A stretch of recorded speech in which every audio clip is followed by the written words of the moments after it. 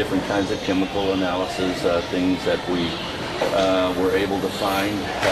There's even sections here where we ran it under an electron microscope to see some of the things that were involved, in some pretty amazing things can be flushed out of the system. But essentially what happens here is that we put electrodes into the water, and it cracks off one of the hydrogen off of water, and as an end result it creates trillions of negative ions in the water.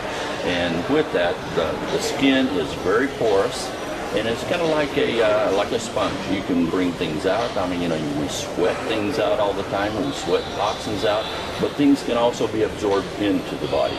So as an end result, we use this technology to our advantage in order to create negative ions, and they kind of act like a magnet and pull things straight out of the body. So as an end result, there's some pretty nasty things that we can pull out of the body, and we've documented what some of those things are. There's thousands of things that can come out of the body, but pretty amazing technology. And I would recommend people do this. I guess those people with chemotherapy, I usually bring them in twice a week, because they need to get rid of a lot of toxins. If you're killing out a lot of cells, especially if they're cancer cells, you're liberating a lot of viruses that can cause problems other places in the body.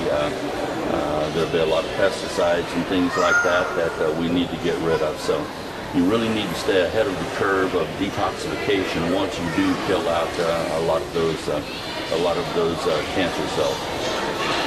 Other folks, it's according to where you work, what your exposures are. Everyone is exposed to a whole lot more contaminants than what we were exposed to years ago.